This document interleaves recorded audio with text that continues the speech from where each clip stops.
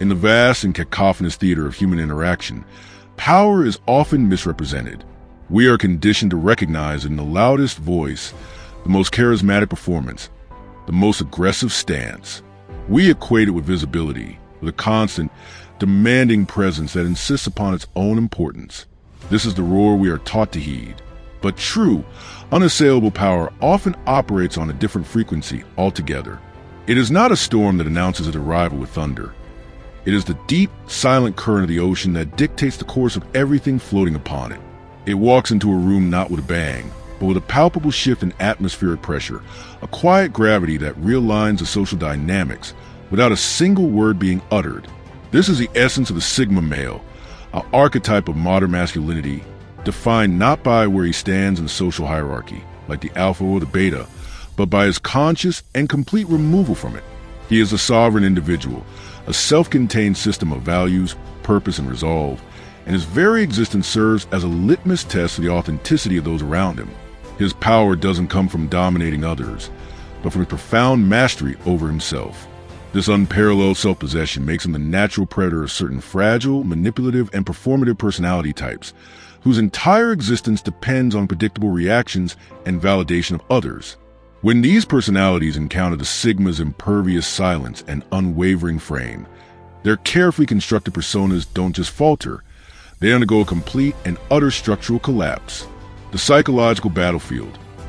Why reaction is the currency of control. To understand the Sigma's potent effect, one must first grasp the fundamental mechanics of interpersonal manipulation. Psychologists and social dynamics experts have long established that manipulators, attention seekers, and emotional predators do not operate in a vacuum. Their strategies are not innate superpowers, but are entirely dependent on the cooperation, willing or unwilling, of their targets. A manipulator's playbook is a script, and they rely on others to play their assigned roles perfectly. If they provoke, they expect anger or defense. If they lay a guilt trip, they expect contrition and appeasement. If they perform, they expect admiration and validation. Their power is a borrowed construct, a house of cards built on the anticipated responses of others. The Sigma male, by his very nature, refuses to read from their script. He is the ultimate non-player character. His indifference is not a strategy he employs. It is a fundamental aspect of his character. He genuinely does not derive his sense of self-worth from external approval, nor does he fear social disapproval. This renders him immune to the psychological hooks that snare most people. The encounter, therefore, ceases to be a conflict and becomes a revelation. The manipulator is left performing to an empty house, their tricks exposed as the hollow illusions they are. The Sigma's silence holds up a mirror, and in it, these personalities are forced to confront the stark reality of their own inadequacy. This dismantling is not achieved through counter-manipulation or force, but through a profound and unshakable absence of reaction. It is a social equivalent of cutting the strings of a puppet master, not by fighting the puppets, but by simply refusing to acknowledge the strings exist. Type 1. The emotional blackmailer and the Sigma's impenetrable boundaries. The emotional blackmailer is a master of weaponizing vulnerability and social obligation. Their arsenal consists of guilt, sympathy, manufactured hurt, and the fear of being perceived as uncaring or selfish. They operate on the unspoken social contract that suggests we are responsible for each other's emotional states. The blackmailer will sulk, exaggerate wounds, sigh heavily, and use phrases laden with unearned burden. I guess I just expected more from you. Or, after everything I've done, to manipulate choices and behaviors. They thrive by making their emotional well-being contingent upon your compliance, creating a toxic debt that can never be repaid. The Sigma male dismantles this apparatus with simple, yet devastating principle. I am not responsible for feelings I did not create. When the emotional blackmailer launches their campaign, they expect the Sigma to flinch, to apologize, to scramble to restore peace and his own image as a good person. Instead, they meet a wall of calm indifference. The Sigma recognizes a tactic not as a genuine expression of hurt, but as a tool of control. He does not engage in debates about his own empathy. He does not jade, justify, argue, defend, explain. His response is often a quiet withdrawal of energy and attention. The blackmailer is left in a vacuum. Their performance, designed for an audience they can emotionally manipulate, suddenly has no audience. The intended feedback loop of guilt and appeasement is broken. The Sigma's refusal to accept the proffered guilt leaves the blackmailer holding it themselves, forcing them to sit with the consequences of their own manipulative choices. The Sigma exposes a core truth. The blackmailer's weakness is not a genuine vulnerability but a chosen weapon. Their power is entirely predicated on people's fear of social judgment, a fear the Sigma simply does not possess. This encounter doesn't end in a fight. It ends in the blackmailer's quiet, humiliating obsolescence, their most potent weapon rendered useless against a target who refuses to be wounded by it. Type 2. The pretend deep intellectual and the contrast of authentic depth. In an age of social media profundity and recycled wisdom, the pretend deep type is ubiquitous. This individual confuses familiarity with philosophy and regurgitation with originality. They sprinkle conversations with half-remembered quotes from Kafka, poorly understood concepts from quantum physics, and platitudes about energy and the universe that they glean from a meme. Their goal is not to engage in genuine discourse, but to perform intelligence, to posture as a thinker of profound and mysterious depths. They survive on the nodding approval of those who are either impressed by the jargon or too polite to call out the emptiness behind it. The Sigma male is a natural predator of the faux intellectual because the Sigma's depth is not performed, it is lived. While the pretend deep type is curating a library of quotes, the Sigma is curating a library of lived experience, solitude, and silent observation. He has wrestled with meaning in the quiet hours of the night, formed his principles through trial and error, and developed a worldview that is organic and earned, not borrowed. He feels no need to announce his depth because it is implicit in his calm composure and his economical, precise use of language. When these two forces collide, the destruction is not through direct confrontation. The Sigma does not call them out or attempt to prove them wrong. The dismantling occurs through sheer, unavoidable contrast. The pretend deep type monologues about the nature of solitude. The Sigma is solitude embodied. The former talks about inner peace. The latter exudes it. The Sigma listens, perhaps with faint, knowing look, but offers no cheap validation. His silence becomes a void into which the pretender's hollow words echo back, revealing their own emptiness. The more the pretend deep type talks, the more they unravel, their borrowed wisdom sounding increasingly shallow and theatrical next to the Sigma's unspoken, authentic substance. They are not defeated by an argument. They are erased by a presence that makes their performance feel as substantial as a ghost. Type 3. The opportunist and the unwavering value system. The opportunist is a social chameleon, a creature of shifting loyalties and malleable principles. Their identity and values are not internal compasses, but external costumes, changed to suit the audience and the advantage of the moment. They are masters of the right place, right time philosophy, always aligning themselves with power, trends, or beneficial relationships, and just as quickly discarding them when they cease to be useful. To the undiscerning eye, this adaptability can be mistaken for shrewdness and social intelligence. The Sigma male presents an existential crisis for the opportunist because the Sigma is a living embodiment of consistency. His value system is not a costume but a skeleton, a rigid, internal structure that gives him his form. He does not chase the crowd. He is indifferent to it. He does not shift with the winds of social favor because his self-worth is generated internally. Placing the chameleon next to this unwavering rock creates a stark, undeniable contrast. The opportunist's clever adaptations suddenly look like what they are: spinelessness and profound lack of core identity. The Sigma sees a pattern, not the performance. He notices the small betrayals, the calculated shifts in allegiance, the transactional nature of the opportunist's interactions, and his response is not outrage, but quiet dismissal. He simply removes his energy and presence from the opportunist's sphere of influence. This is a fatal blow, as the opportunist's entire strategy relies on having access to people to exploit. The Sigma's refusal to engage in short-term, transactional games highlights the poverty of the opportunist's long-term strategy, a life built on sand, with no foundational principles to weather any real storm. The Sigma proves that true power isn't in always landing on your feet. It's in standing so firmly on your own ground that you never need to fall. Type 4. The passive-aggressive sniper and the armored directness. The passive-aggressive individual is a coward of conflict. They refuse to engage in direct, honest confrontation, instead choosing to wage a guerrilla war of sly digs, backhanded compliments, disguised insults, and plausible deniability. Their weapons are designed to sting and undermine while allowing a retreat into feigned innocence. "I was just joking," or "you're so sensitive." This strategy thrives in environments where people prioritize harmony over truth and would rather absorb the subtle abuse than risk the discomfort of calling it out. The Sigma male's defense against this is a two-pronged attack of brutal clarity and utter indifference. He operates with a radical commitment to directness. If a jab is clear enough, the Sigma will not play the game of decoding it or stewing in silent resentment. He will calmly and bluntly call out for what it is. "That sounded like an insult. Was it meant to be?"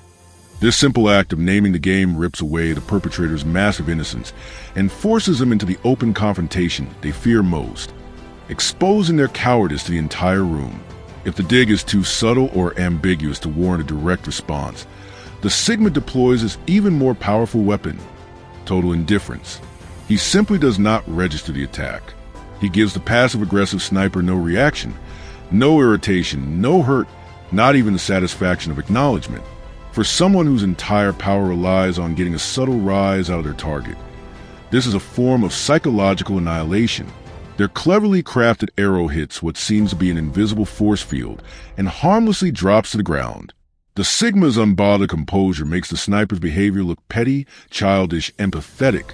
The contrast is humiliating. One person is engaged in a complex, sneaky war of whispers, while the other is so solid and secure that the whispers don't even reach him. The passive-aggressive persona collapses under the weight of its own irrelevance. Type 5. The manipulative puppet master and the analyst who cuts the strings. This personality type is a grand strategist of human emotion. They see people as pawns on a chessboard and believe they can orchestrate outcomes through subtle persuasion, guilt trips, implied obligations, and strategic rewards. Their manipulation is often cloaked in the language of concern or guidance. "I'm only saying this for your own good." They pride themselves on their ability to pull strings behind the scenes, making others dance to their tune without ever realizing they are being played. The Sigma male is a kryptonite to the puppet master because the Sigma is a master pattern recognizer. He observes human behavior with the detached curiosity of a scientist. He is not emotionally entangled in the social web, which gives him a unique vantage point to see the strings themselves. He notices the timing of requests, the loaded language, the emotional hooks hidden in compliments. To him, the manipulation is not a personal affront but a fascinating, albeit flawed, algorithm. The Sigma's dismantling is methodical and calm. He does not react emotionally to the tug on his strings. He simply observes the tug, identifies its source and purpose, and then does nothing. He refuses to move. This non-compliance is maddening for Puppet Master, who then typically escalates, tugging harder, applying more pressure, increasing the stakes. The Sigma continues to watch, detached, as if studying a bug in a jar. His independence is a final blow. The Puppet Master's entire art form preys on people's needs for approval, belonging, or support. The Sigma has none of these dependencies. He is perfectly content to walk away from the game entirely. By seeing the game clearly and refusing to play, he exposes the Puppet Master's greatest fear, that their perceived control is an illusion. They are left yanking on strings attached to nothing, a pathetic spectacle of impotence whose grand design has been rendered meaningless by one person's quiet clarity. Type 6. The borrowed identity and the gravity of authenticity. Some individuals lack a solid core sense of self. Instead of building an identity from within through experience and introspection, they assemble a patchwork personality from the traits they admire in others. They mimic the confidence of a colleague, adopt the style of celebrity, and parrot the values of a thought leader, creating a convincing facsimile of a person. For a time, this costume can fool people who don't look too closely. The Sigma male, however, has a radar for authenticity. His entire being is self-authored. His principles, style, and demeanor are the direct output of his internal world, not an imitation of external influences. He is an original signature in a world of photocopies. When he and the mimic occupy the same space, the contrast is palpable and brutal. The Sigma radiates a grounded, unshakable presence. The Mimic radiates effort and artifice. The Sigma doesn't need to expose the fraud verbally. The destruction is achieved through mere existence. The Mimic's borrowed confidence looks shaky next to the Sigma's innate calm. Their rehearsed lines sound hollow next to a spontaneous, direct speech. The Sigma's refusal to validate performance by not being impressed, not mirroring back admiration, not even acknowledging the act, is devastating. Without external validation to prop it up, the borrowed identity crumbles, forcing the individual to confront the terrifying emptiness at their center. The Sigma doesn't outshine them. He turns on a light, revealing them to be not a person of substance, but a collection of discarded traits stolen from others, a ghost wearing borrowed clothes. Type 7, the over-explainer and the scalpel of precision. The over-explainer mistakes volume and complexity for intelligence and control. They weaponize verbosity, drowning conversations in unnecessary details, tangential stories, and circular reasoning. This is a strategy of domination through exhaustion.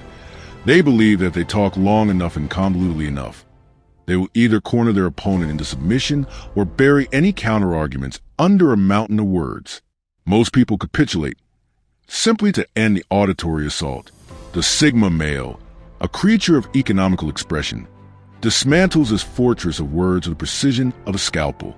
He listens just long enough to identify the core point buried within the verbal avalanche. Then, he responds not with equal volume of words, but with a single, piercingly clear and direct sentence that summarizes, refutes, or exposes the essence of the issue. This one line carries more weight than the over-explainer's entire monologue, making the ramble instantly collapse under its own bloat. The Sigma's comfort with silence is equally lethal. The over-explainer thrives on filling empty space, which often betrays a deep-seated insecurity. The Sigma's relaxed silence in the face of this noise creates a stark imbalance. The more the over-explainer talks, the more desperate and insecure they appear next to the Sigma's calm, quiet confidence. The Sigma proves that true authority lies not in the quantity of words spoken, but in the quality and truth of the few words that are necessary. He strips the over-explainer their only weapon, revealing it to be not a tool of intelligence, but a shield for incompetence. Type 8. The energy leech and the self-sufficient generator. This personality type is an emotional vampire. They feed on emotional reactions of others, drama, gossip, conflict, sympathy, even anger, to regulate their own empty internal state. They poke, prod, and stir the pot not for any particular outcome, but for the sheer sake of generating a reaction, which is their fuel. They create chaos because in the calm, they feel irrelevant and powerless. The Sigma male is a self-contained energy system.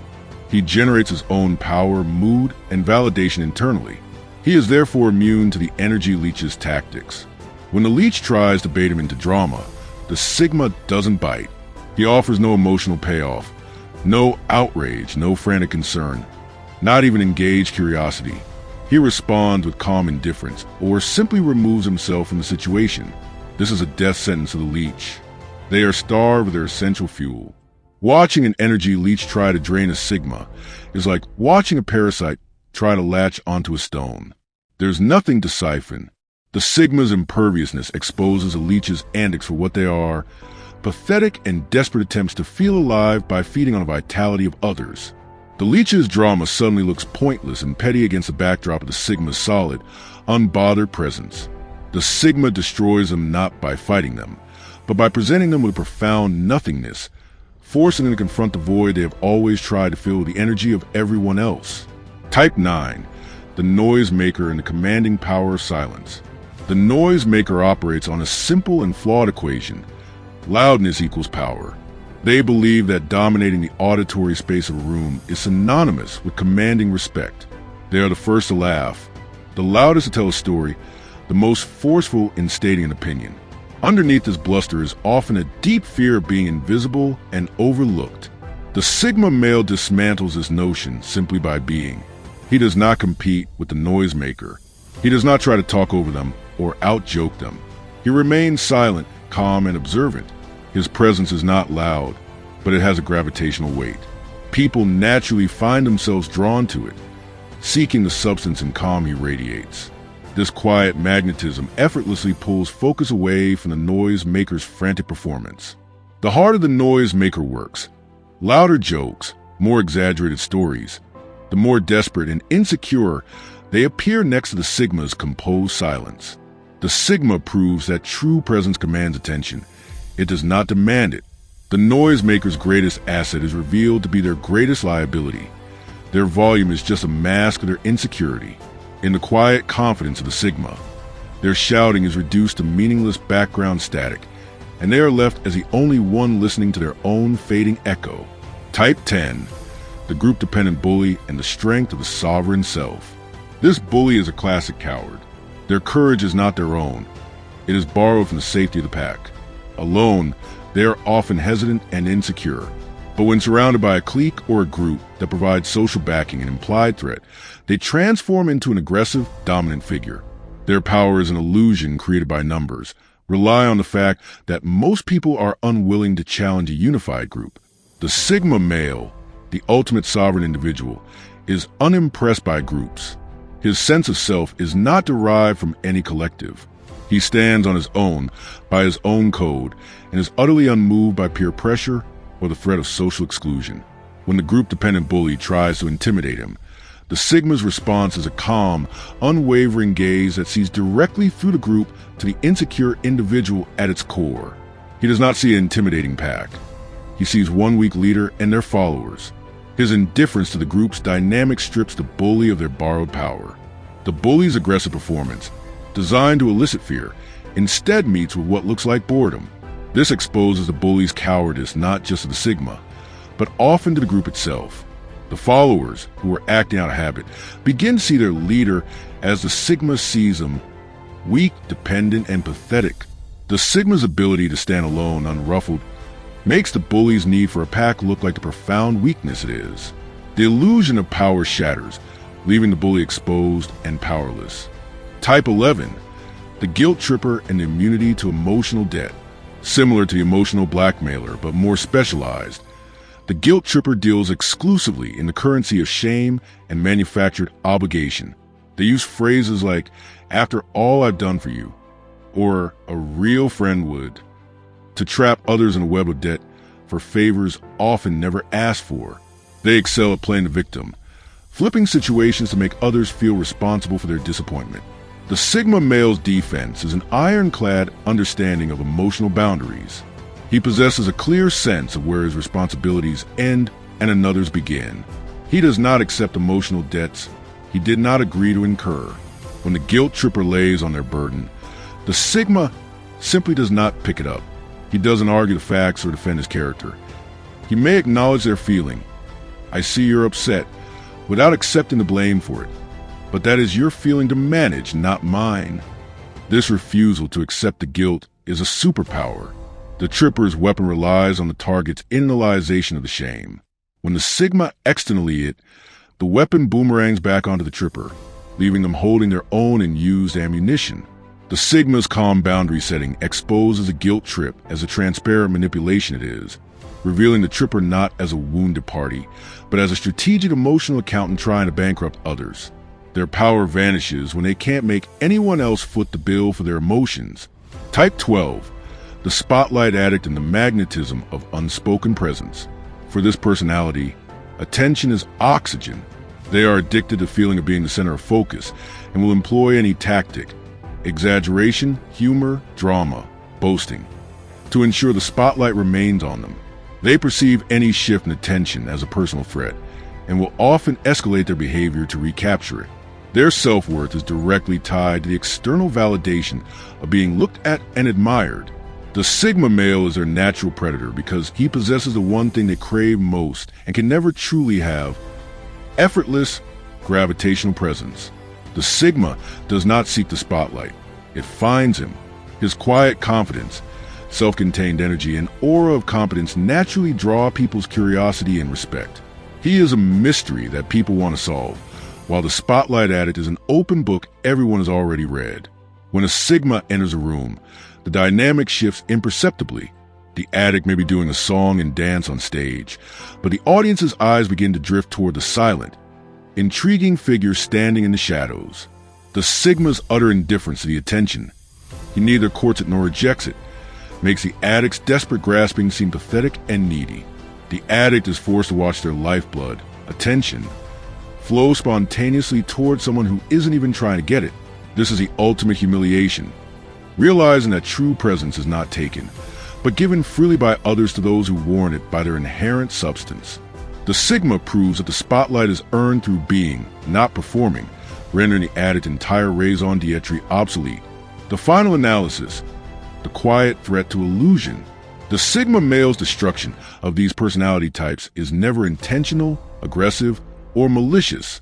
It is a passive, inevitable consequence of his authentic being intersecting with their performative illusions. He is a truth incarnate in a world of social fiction. His power lies in what he does not do. He does not react. He does not seek validation. He does not play games. He does not fear solitude. He is a living mirror. When the emotional blackmailer, the opportunist, the puppet master, and the spotlight addict look into him, they do not see the reflection they expect, one of fear, obligation, or admiration.